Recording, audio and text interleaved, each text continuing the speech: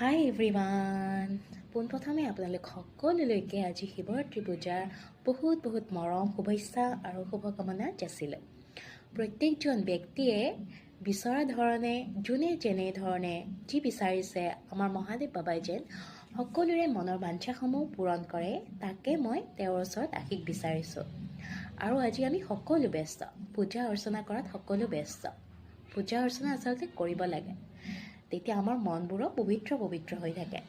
কেতিয়াবা চাবচোন, আমাৰ মনবোৰ যদি এনেই বেয়া লাগি থাকে ন, আমি যদি মন্দিৰলৈ বুলি যাওঁ অট'মেটিক ভাল হৈ যায়, হয়নে নহয় বাৰু? ময়ো যাব ওলাইছোঁ ঘৰৰ ওচৰতে, আমাৰ ঘৰৰ ওচৰৰ মন্দিৰটোত চলি থকা পূজাখনলৈ বুলি। আৰু এইটো মোৰ প্ৰথম শিৱৰাত্ৰি শহুৰৰ ঘৰখনৰ পৰা। মই যাম আৰু আপোনালোককো লগত লৈ যাওঁ ভাবিছোঁ। ব'লক তেতিয়াহ'লে।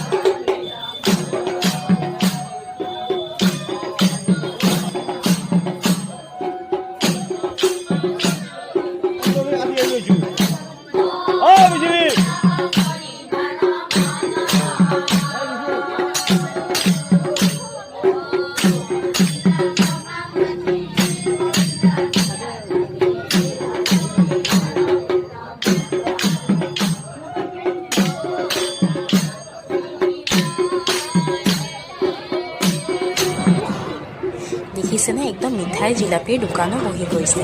আৰু পূজা বুলি ক'লে কিন্তু জিলাপি আমাৰ সকলোৰে ফেভৰেট, নহয়নে বাৰু? এইটো মন্দিৰৰ পৰা আমি শৰাই আগবঢ়াই আহি আন এটা মন্দিৰত দেখিছোঁ। এইটো মন্দিৰো আমাৰ ওচৰতে হয়। দুটা মন্দিৰতে আহিলোঁ এবাৰ দৰ্শন কৰিবলৈ, শৰাই এখন আগবঢ়াবলৈ বুলি। ইয়াত অকণমান আমি ৰখিব লগা হ'ল, কোনো কথা নাই বাৰু, কিন্তু বহুত ভাল লাগিল। দিনটো আজি ধুনীয়াকৈ সুকলমে পাৰ হৈ গ'ল আৰু সকলোৰে ভালে কুশলে যেন পাৰ হয়, সকলো যেন ভালে থাকে, বিচৰা ধৰণে যেন সকলো মনোবাঞ্ছা পূৰণ হয়, তাকে কামনা কৰিলোঁ। আৰু পূজা ভাগ আগবঢ়াই ধুনীয়াকৈ কৰি মেলি আৰু আমি ঘৰলৈ বুলি উভতি আহিলোঁ। ইমানেই আছিল আৰু। চাই থাকক কেনেকুৱা পালে, কোনে ক'ৰ পৰা চাই আছে, কোনে ক'ত পূজা কৰিলে জনাব। সকলো ভালে থাকক, কুশলে থাকক। আকৌ অতি সোনকালে লগ পাম। আজিলৈ আহিছোঁ, বাই।